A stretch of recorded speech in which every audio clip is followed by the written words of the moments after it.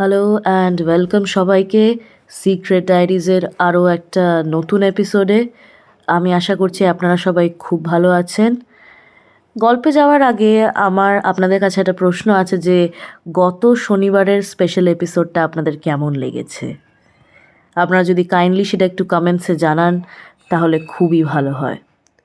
ঠিক আছে, তাহলে আর কোনো দেরি না করে আমরা আজকের ঘটনাতে চলে যাব। আজকে আমাকে যে ঘটনাটা লিখে পাঠিয়েছেন তার নাম হচ্ছে অচিন্ত্য কুমার সান্যাল। তো সে আমাকে যেভাবে ঘটনাটা লিখে পাঠিয়েছে আমি ঠিক সেভাবেই আপনাদেরকে পড়ে শোনাচ্ছি। আপনারা শুনছেন সিক্রেট ডায়েরিজ উইথ আরবি, যেখানে গল্পেরা কথা বলে। নমস্কার সকলকে, আমার নাম অচিন্ত্য সান্যাল। একটা বিশেষ কারণের জন্য আমি আমার বাড়ির ঠিকানা বললাম না। ঘটনাটা আজ থেকে প্রায় 7 বছর আগের। তখন আমি চাকরি সূত্রে নদিয়ার এক প্রত্যন্ত গ্রামের বাড়িতে থাকতাম। বাড়িটা ছিল খুবই পুরনো, লাল ইটের তৈরি, চারপাশে বড় বড় আম আর শিরীষ গাছ। দিনের বেলায় জায়গাটা যতটা শান্ত লাগতো, রাত নামলেই যেন পরিবেশটা একেবারে বদলে যেত। প্রথম প্রথম অবশ্য আমি এইসব নিয়ে মাথা ঘামাইনি, কিন্তু একদিন একটা অদ্ভুত ঘটনা ঘটল। সেদিন রাত তখন প্রায় 12:30 বাজে। আমি ঘুমিয়েছিলাম। হঠাৎ করেই ঘুমটা ভেঙে গেল। কারণটা অবশ্য খুব স্পষ্ট ছিল। ঘরের দরজায় কেউ কড়া নাড়ছিল। শব্দটা ধীর কিন্তু পরিষ্কার। আমি প্রথমে ভাবলাম হয়তো কোনো প্রতিবেশী, কিন্তু সঙ্গে সঙ্গে মনে পড়ল এই গ্রামে কেউ এত রাতে কারোর বাড়িতে আসে না। তবুও সাহস করে জিজ্ঞেস করলাম, কে? কোনো উত্তর এলো না। আবার সেই একই শব্দ। আমার বুকের ভেতরটা ধড়ফড় করতে শুরু করলো। আমি ধীরে ধীরে দরজার কাছে গিয়ে বললাম, কে আছেন বাইরে? দরজার ওপার থেকে খুব নিচু স্বরে একটা কণ্ঠস্বর ভেসে এলো, দরজাটা খুলুন, আমি একজন পথিক, একটু আশ্রয় দিলে ভালো হয়। কণ্ঠস্বরটা ছিল অদ্ভুত ঠান্ডা। আমি দরজার ফাঁক দিয়ে বাইরে তাকানোর চেষ্টা করলাম, কিন্তু আশ্চর্যের বিষয়, বাইরে কেউ ছিল না। তবুও আবার সেই কণ্ঠস্বর, দরজাটা খুলুন। এইবার কণ্ঠস্বরটা যেন ঠিক আমার কানের পাশে। আমি ভয়ের দরজা থেকে সরে এলাম। হঠাৎ করেই কড়া নাড়ার শব্দটা থেমে গেল। কিছুক্ষণ সব একেবারে নিস্তব্ধ।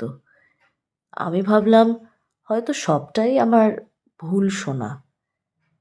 ঠিক তখনই আমার ঘরের জানলার পাশে কেউ খুব ধীরে ধীরে ফিসফিস করে বলল, আমি তো এখানেই আছি। আমি তড়িঘড়ি করে জানলার দিকে তাকালাম, আর সেই মুহূর্তেই দেখলাম জানলার বাইরে দাঁড়িয়ে আছে একটা অবয়ব। কিন্তু অবয়বটার মাথা ছিল অস্বাভাবিক লম্বা, আর চোখ দুটো যেন অন্ধকারের মধ্যেও জ্বলজ্বল করছিল। আমি এতটাই ভয় পেয়ে গেছিলাম যে সারা রাত লাইট জ্বালিয়ে বসেছিলাম। ঘুম তো আর এলোই না সেই রাতে। সকালে দরজা খুলে বাইরে বেরিয়ে দেখি দরজার সামনে মাটির উপর একটা পচা গলা পায়ের আঙুল পড়ে আছে। সেটা দেখে আমার শিরদাঁড়ার ভেতর দিয়ে একটা ঠান্ডা স্রোত বয়ে যায়। আমি আমি বুঝতে পারি না আমার কি করা উচিত। ঠিক তখনই আমি আমাদের বাড়ির গুরুদেবকে একটা ফোন করে তাকে সব কিছু খুলে বলি। সে আমাকে বলে তাকে কিছুটা সময় দিতে, তারপর ফোনটা কেটে যায়। ঠিক 10-20 মিনিট পরে গুরুদেব আমাকে ফোন করে যা জানালেন সেটা শুনে আমার মাথার ভেতরটা প্রচণ্ডভাবে ব্যথা করতে শুরু করলো। তিনি বললেন আমার ওপরে নাকি আমার নিজের পিসি প্রেত চালান করেছেন, যে কাল রাতে আমার কাছে এসেছিল। নেহাত আমি দরজাটা খুলিনি, তাই প্রাণে বেঁচে গেছি। তবে যে কাটা আঙুলটা আমি দেখতে পেয়েছি, পিসি নাকি ওটা দিয়েই কালো জাদু করে সেই প্রেতকে ডেকেছে। আর আমি যদি দরজাটা খুলে ভুল করেও সেটার ওপর পা রাখতাম, তাহলে সেই প্রেত আমার উপরে জাঁকিয়ে বসত। তারপর আস্তে আস্তে করে আমার গোটা শরীরকে রক্তশূন্য করে দিত। এরপর গুরুদেব আরও জানান যে এই প্রেতের হাত থেকে বাঁচতে গেলে আমি যেন ওই কাটা আঙুলটা কোনো রকম স্পর্শ না করে পুড়িয়ে ফেলি, তাহলেই সেই প্রেত আর আমার কোনো ক্ষতি করতে পারবে না। যেমন নির্দেশ তেমন কাজ। আমি একটা মোমবাতি নিয়ে ওটাকে তখনই পুড়িয়ে দিলাম, আর ওটা পুড়ে যাবার পরই আমার কাছে একটা ফোন আসে। ফোনটা করেছে আমার পিসেমশাই। তিনি জানান যে কিছুক্ষণ আগে আমার পিসি অদ্ভুতভাবে মারা গিয়েছেন, হঠাৎ হার্ট অ্যাটাকে। এটা শুনে আমার আর বোঝার বাকি রইল না যে এই কাজ সত্যি পিসির ছিল। তিনি শুধুমাত্র সম্পত্তির লোভে এই কাজ করেছিলেন, কারণ আমার দাদু তার অর্ধেকেরও বেশি সম্পত্তি আমার নামে করে গেছেন। সে কারণেই তিনি এই কাজ করেছিলেন, কারণ তাতে যদি আমার কিছু হয়ে যায় তাহলে গোটা সম্পত্তি তো সেই পাবে। তো এই ছিল আমার সাথে ঘটে যাওয়া সত্যি ভৌতিক ঘটনা। যদি এটা সিলেক্ট হয় তবে অবশ্যই পড়ে শুনিও তোমার শ্রোতাদের।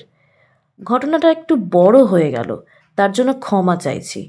তবে এইটা সিলেক্ট হলে আমার কাছে এরকম আরও ঘটনা আছে, যা আগামী দিনে আমি তোমাকে লিখে পাঠাবো। এই প্রথম আমি তোমাকে ঘটনা পাঠালাম। যদি কোথাও ভুল হয়ে গিয়ে থাকে তবে সেটা নিজের মতন করে একটু ঠিক করে নিও। আর আশা করছি আজকের এপিসোডটা তোমার শ্রোতাদেরও খুবই ভালো লাগবে। আশা করছি আমার পাঠানো গল্পটা আপনাদের সবার খুবই ভালো লাগবে। তুমি ভালো থেকো, আর তোমার চ্যানেল সিক্রেট ডায়েরিজ এভাবেই এগিয়ে যাক। ধন্যবাদ। আপনারা শুনছিলেন সিক্রেট ডায়েরিজ উইথ আরবি, যেখানে গল্পেরা কথা বলে। থ্যাংক ইউ সো মাচ দাদা, এত সুন্দর একটা গল্প আমাদেরকে লিখে পাঠানোর জন্য। আমি আশা করছি আর আপনার কাছে একটা আবেদন রাখছি যেন আগামী দিনে আপনি আমাদের এরকমই সুন্দর সুন্দর ঘটনা পাঠাবেন। Thank you so much. তো এই ছিল আজকের ঘটনা। যদি আজকের ঘটনা আপনাদের ভালো লেগে থাকে তাহলে অবশ্যই লাইক, কমেন্ট, শেয়ার এবং চ্যানেলটি সাবস্ক্রাইব করবেন এরকম আরও ঘটনা পাবার জন্য। আজকের ঘটনা ছিল এই অবধি। দেখা হচ্ছে আপনাদের সাথে আবার পরবর্তী ও নেক্সট এপিসোডে। ততক্ষণ শুনতে থাকুন, দেখতে থাকুন। শুভরাত্রি।